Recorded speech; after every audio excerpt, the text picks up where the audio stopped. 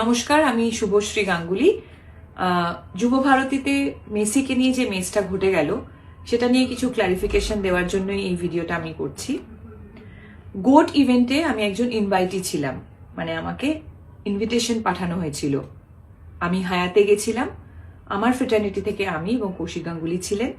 শুধুমাত্র আমার ফ্রেটার্নিটি নয়, বড় বড় ইন্ডাস্ট্রিয়ালিস্টরা ছিলেন, এমিনেন্ট জাজেস, আইপিএস অফিসার্স, জার্নালিস্ট, স্পন্সরসের তরফ থেকে অনেকে ছিলেন।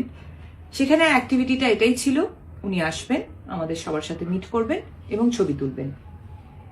আমি 8:30 নাগাদ হায়াতে পৌঁছই।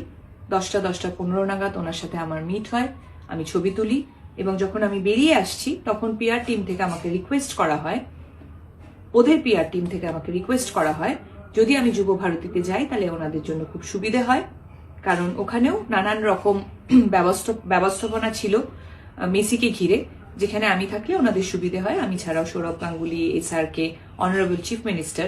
হ্যাঁ, আর একটা কথা বলে দিই, যেহেতু এই প্রশ্নটা উঠছে যে আমাদের ইন্ডাস্ট্রি থেকে আমাকেই কেন ডাকা হয়েছে, এটার উত্তর ওদের পিআর টিম বেশি ভালো দিতে পারবে যে আমাকে কেন ইনভাইট করা হয়েছিল। আমি রাজি হওয়ার পর হায়াত থেকে বেরিয়ে যুব ভারতীতে যাই এবং আমাদের জন্য একটা নির্দিষ্ট টেন্ট করা হয়েছিল, সেখানে অনেকেই আমরা বসেছিলাম, ওনার জন্য অপেক্ষা করছিলাম, অনুষ্ঠান শুরু হওয়ার অপেক্ষা করছিলাম। ইন বিটুইন আমার পিআর টিম থেকে ইনস্টাগ্রামে ফটোগুলো পোস্ট করা হয়। আমরা রিয়েলাইজ করিনি ঠিক সেই সময় ছবি পোস্ট হয়নি, তার কারণ ওখানে জ্যামার লাগানো ছিল। আপনারা যারা যারা ওখানে ছিলেন তারা নিশ্চয়ই জানেন আপনাদেরও ফোনের নেটওয়ার্ক কাজ করছিল না। 11:30 নাগাদ মেসি ঢোকেন এবং ঢোকার পর যে ক্যাওসটা শুরু হয়, যে ডিজাস্টারটা হয়, সেটা আমি নিজের চোখে দেখেছি। আমি মাঠে বসে নিজে ওনাকে দেখতে পাচ্ছিলাম না, আপনারা কিভাবে দেখবেন? আমি টেন্টের মধ্যে ছিলাম এবং দেখতে পাচ্ছিলাম কিভাবে ম্যানেজমেন্টের একটা ডিজাস্টারের জন্য এত সুন্দর একটা ইভেন্ট হতে গিয়েও হলো না। তারপর ঝামেলা শুরু হলো। আমার একটা শুটিংয়ে যাওয়ার ছিল, অলরেডি আমি লেট হয়ে গেছিলাম। আমি ওখান থেকে বেরিয়ে আসি এবং বেরোনোর সময় যেহেতু আমার শুটিংয়ে দেরি হয়ে যায়, তাই আমার ওখানে কমিউনিকেশন করার প্রয়োজন ছিল। আমি ওখানে কিছুটা সময় ফোনে ব্যস্ত ছিলাম। তারপরে এই যে এত সুন্দর একটা ইভেন্ট হলো না, একটা অদ্ভুত জিনিসে পরিণত হলো, সেটা নিয়ে অনেকের সাথে আমি ডিসকাস করছিলাম। তাই আমি ইনস্টাগ্রাম খুলে দেখতে পারিনি যে আমার ছবিটা তখন পোস্ট হয়নি। আমি বানতলায় পৌঁছই, আমার শুটিংয়ে দেরি হওয়ার কারণে আমি ইমিডিয়েটলি মেকআপ ভ্যানে চলে যাই মেকআপ করতে। মেকআপ করার পর আমি শর্ট দিতে চলে যাই।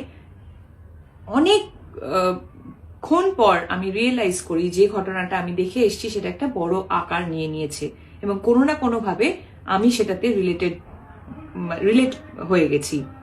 যখন আমি ইনস্টাগ্রাম খুলি তখন আমি রিয়েলাইজ করি যে আমার ছবিটা জাস্ট কিছুক্ষণ আগে শেয়ার হয়েছে, পোস্ট হয়েছে টেকনিক্যাল গ্লিচের জন্য, এবং এটা প্রচুর জায়গায় অলরেডি শেয়ার হয়ে গেছে। এখানেই আমার ঘটনা শেষ। তারপর থেকে শুরু হয় আর একটা ঘটনা, সেটা হলো আমাকে নিয়ে ট্রোল করা, অকথ্য ভাষায় গালাগালি, আমাকে একটা প্রোপাগান্ডা বানিয়ে, আমাকে একটা অবজেক্ট বানিয়ে, মানে আপনারা এমন একটা সিচুয়েশন ক্রিয়েট করলেন যেন মনে হলো মেসি যখন মাঠে ঢুকেছে আমি ওনাকে ঘিরে দাঁড়িয়েছিলাম একা, আমি ওনার সাথে ছবি তুলছিলাম সেলফি নিয়ে। বলতে পারবেন কি আপনাদের ভিউ, আপনাদের ভিশন কোনোভাবে আমি ব্লক করেছি? আমি কি মাঠে কোথাও ছিলাম? আমার কি দোষ যে আমাকে ইনভাইট করেছিল, আমি হায়াতে গিয়ে ওনার সাথে ছবি তুলেছি, সেটা দোষ? হ্যাঁ, আমি এটা মানছি যে টেকনিক্যাল গ্লিচের জন্য আমার ছবিটা রং টাইমে পোস্ট হয়ে গেছে এবং আমি ছবিটি ডিলিট করিনি, এটা আমার দোষ হতে পারে। কিন্তু আমাকে নিয়ে যেভাবে নোংরামি আপনারা করছেন, আপনাদের সাথে আমি সমব্যথী। আপনাদের এত কষ্টের রোজগার, আপনাদের স্বপ্নের মানুষকে আপনারা দেখতেই পেলেন না। যে ম্যাসাকারটা ওখানে হলো, সেম অন্যায়টা তো আপনারা সবাই আমার সাথে করছেন। আপনারা কি একবারও ভেবে দেখেছেন যে আপনাদের, আবার বলছি, যে মাঠে কোথাও কি আমি ছিলাম? ভেবে দেখুন। আমি একজন নারী, একজন মহিলা, বাংলা ফিল্ম ইন্ডাস্ট্রিতে কাজ করি বলে আমাকে কি অ্যাটাক করছেন? বলিউডেও তো করিনা কাপুর গেছিল, হায়দ্রাবাদ থেকেও একজন হিরোইনকে ইনভাইট করা হয়েছিল। শাহরুখ খান কি আসেননি ছবি তুলতে? আমার কিসের দোষ? একটা পলিটিক্যাল অ্যাঙ্গেল দিয়ে দেওয়া হচ্ছে, নানান রকম পলিটিক্যাল নেতারা আমার ছবি নিয়ে প্রেস কনফারেন্স করছেন, নানান রকম জার্নালিস্টরা হয়তো তাদেরকে আমি কখনো সময় দিতে পারিনি বলে রাগ একদম উপরে দিচ্ছেন যে টিএমসির এমএলএ রাজ চক্রবর্তীর বউ অমুকের এক্স গার্লফ্রেন্ড। 2026 আসতে যাচ্ছে, একজন মহিলা হয়ে আরেকজন মহিলাকে আপনি এইভাবে সম্বোধন দিচ্ছেন? এই সমাজে আমরা বাস করছি? বাহ, আপনারা আমার সাথে ঠিক করলেন তো। দেখুন, আমার সাথে ট্রোল হচ্ছিল, আমাকে গালাগালি করছিলেন, যা খুশি করছিলেন, সত্যি বলছি, মন থেকে বলছি, আমি কিচ্ছু মনে করিনি। আমার সবসময় এটাই মনে হয়েছে, সত্যি তো সাধারণ মানুষের এত কষ্টের রোজগার, তাদের স্বপ্নের মানুষকে তারা একবারের জন্য দেখতে পেল না, তারা যদি আমাকে নিয়ে বাজে কথা বলে তাদের মন হালকা হয় তাহলে হোক। কিন্তু আজকে আমি এই ভিডিওটা করছি তার একটাই কারণ, কাল থেকে শুরু হয়েছে আমার বাচ্চাদের প্রতি আক্রমণ। দুটো ছোট ছোট বাচ্চা, তাকে বলা হচ্ছে, আমার কাছে মেল আছে এবং নানান রকম প্রমাণ আছে যেখানে বলা হচ্ছে ওই দুটো বাচ্চাকে মেরে ফেলা হবে। আমি একজন মা হিসেবে তো সেটা মেনে নেব না, কোনোভাবেই মেনে নেব না। আমি তো একজন পলিটিশিয়ান নই, আমি একজন অ্যাক্ট্রেস। আমার ভুলটা কোথায়? আবার বলছি, আমি কি মাঠে কোথাও ছিলাম? আপনাদের ভিশন আমি ব্লক করেছি? আমার বাচ্চাদের ওপর কেন আসছে? আপনারাও কিন্তু ইকুয়ালি অন্যায়টা করে ফেলেছেন, এটাই বলবো। এই ভিডিওটার পরেও নিশ্চয়ই আপনারা অনেকে অনেক কিছুই বলবেন, বলুন, অসুবিধে নেই, কিন্তু নিজেদের মানবিকতাটা হারিয়ে ফেলবেন না।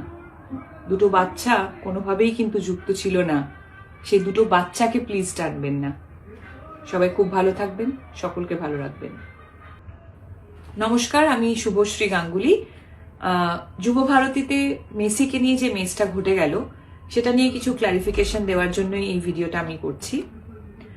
গোট ইভেন্টে আমি একজন ইনভাইটি ছিলাম, মানে আমাকে ইনভিটেশন পাঠানো হয়েছিল।